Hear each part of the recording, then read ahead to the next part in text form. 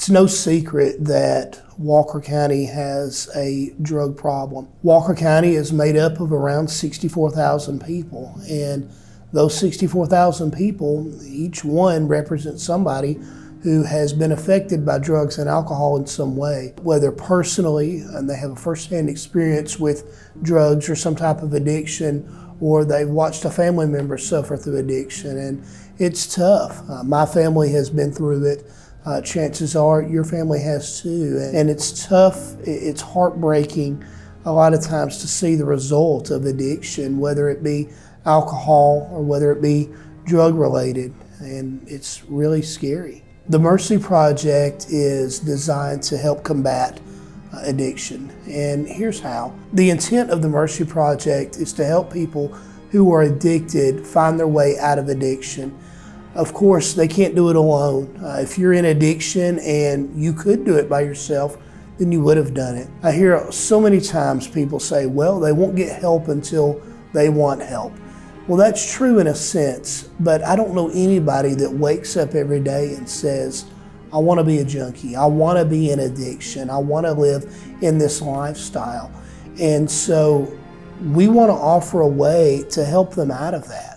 When people are at their rock bottom and they have that aha moment and something changes that really makes them see that, hey, I've got to get help, and I've got to get help now for whatever reason. You know, sometimes it could be a child, sometimes it could be the loss of a job or the loss of a spouse or a marriage. There are many things that affect people differently and allow them to hit that rock bottom. When someone is at their rock bottom and they truly decide, okay, I need to get help and I need to get help now, they usually have one of three issues. They don't have any money because of the addiction and they've spent all their resources on that addiction. They don't have a job, so they don't have insurance because of the addiction. And without insurance, it's tough to get into a facility. Or they've burned bridges with everybody that cares about them. And understandably so, people have had to show tough love to maybe try to wake people up and get them to a place where they realize that they need some help. I don't believe that people are addicts, and I don't call people addicts simply because that's not what's on their birth certificate. I certainly believe that people can be in addiction and they can be deep in addiction, but I don't believe in calling people addicts because they're not. Why call someone an addict and label them based on some decisions that they've made that aren't that great? I think if any of us were labeled by the bad decisions we've made, then we'd all really be in trouble. But instead, we want to help people find out who they were really designed to be. We're going to call you what your name is. We're not going to call you an addict. We're not going to send you to a place that's going to call you an addict. Upon coming to the sheriff's office after Sheriff Smith was elected, it wasn't new, but it was rebirthed at a greater level. And that greater level was county-wide and really even statewide, as most of the people that come into the Mercy Project aren't even from Walker County, and that's okay. People reach out to me often and they'll say, the Mercy Project is a product of the Walker County Sheriff's Office, but I live in Jefferson County, or I live in Talladega County, or Blount County, or wherever. And they ask, can you help me? And the answer is yes. While the offices have jurisdictional lines and law enforcement tries to stay within those jurisdictions, someone who's hurting, they don't have any boundaries. And we want to reach out to you and we want to help you.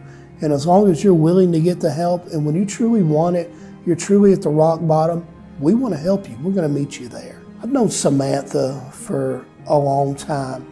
Her parents and I are friends. I've worked with her father, and Samantha reached out to me a couple of times in the past, and she had some issues that she was dealing with. For one reason or another, every time that Samantha tried to put herself in a position to get some help, she would slide backwards. And I think finally she had to realize that she couldn't do it alone.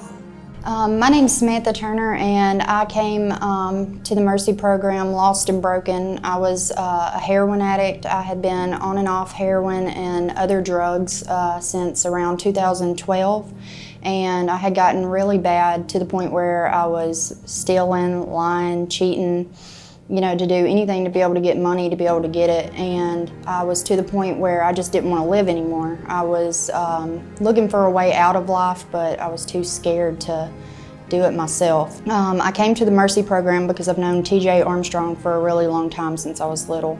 And I knew that I needed help, and I didn't know how to do it myself, and I had broken my relationship with my parents to the point where they hadn't fully given up on me, but they had lost hope in me. Like, with my word didn't mean anything to them anymore.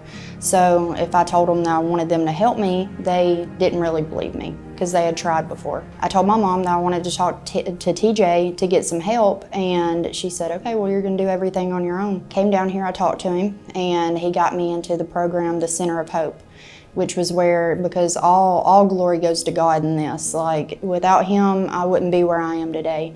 And this is the most confident that I've been in myself. I have actually enjoy life. I don't want to die anymore. I thank the Mercy program, but all the glory goes to God. And if you want help, then the Mercy program will help you to be able to get you the help that you want. There was a lot of different times where I wanted help, but you've got to want to help yourself, and I was more of reliant on other people to do it for me, you know, so. But I had gotten to the rock bottom where I was willing to do anything. When TJ said, are you willing to do a year, there was that little bit of hesitation where I was like, But I was like, yeah, I'll do anything, because I just knew that I didn't want to live like that anymore. No matter what people tell you, that you don't deserve to live like that you don't have to live like that. What I wanted out of the Mercy Project is a new life. And I wanted a life that was going to be a good life to live, and not, you know, living high to high, or, you know, moment to moment of, you know, an adrenaline rush or whatever. I wanted to be able to be a civilized human being and be able to work for, you know, things that I get, not steal them. And in a sense, I wanted to make my parents proud, because the person that I was not making my parents proud. I didn't realize that in turn I was going to learn to love myself, you know, because at first I did it for other people, but you've got to want to do it for yourself, and I'd gotten to the point where I knew that the person that I had become was not me. No matter what the past that you have, you can always redeem yourself and make a better name for yourself. You know, you don't have to live by the identity that you were in the past, and, you know, in your drug use or alcohol use, whatever your problem was. You can become a new person and start over. You know, you can leave that old identity behind and make yourself a new identity. And no matter what people have to say about you in the past, it doesn't matter. You just got to brush it off and be like, I'm not that person anymore. Without the Mercy program, I don't know what I would have done, because I don't feel like I would have had the courage to be able to, you know, be like, well, I'm going to choose this program. Without the Mercy Project, I wouldn't be sitting here today. I wouldn't be able to have a civilized conversation with you. I wouldn't be sober at all. I most likely would not be, or wouldn't be alive. Because the life that I was living before I came and talked to TJ about, but, you know, taking part in the Mercy Project, my target was to die. So I probably wouldn't be alive today if it wasn't for the Mercy Project at all. Samantha's story is wonderful. Samantha's story is one of success. And it's not success because she's arrived. It's success because she's moving forward and she's making progression. And that's what success really is. I don't think that we ever get to a place in life where we've arrived.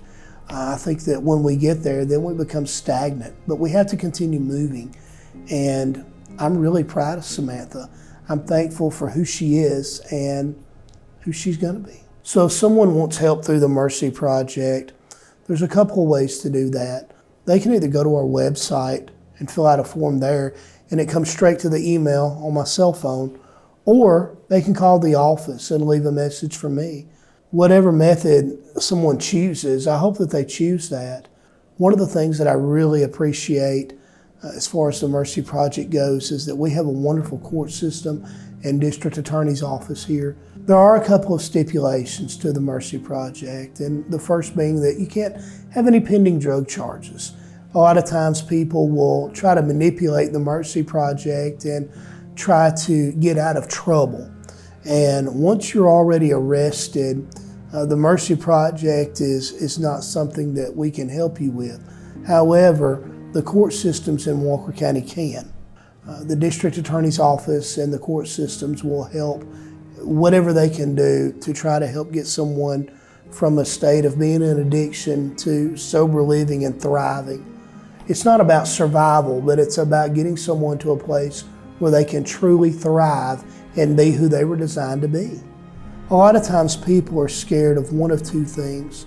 They're either scared of the process, the physical part, which it sucks. The withdrawals, the shakes, everyone's body is different, but the symptoms are all the same as far as they're horrible. Or they're afraid of being sober. A lot of times people have been in addiction so long that they don't know how to live a life. And frankly, it's pretty terrifying to live a life that you've never lived, even if it means trying to do better. I think a lot of times we as humans would rather be miserable in what we know and what's familiar than to thrive in the unknown. The bottom line is we want to help people. If you're in addiction, please reach out.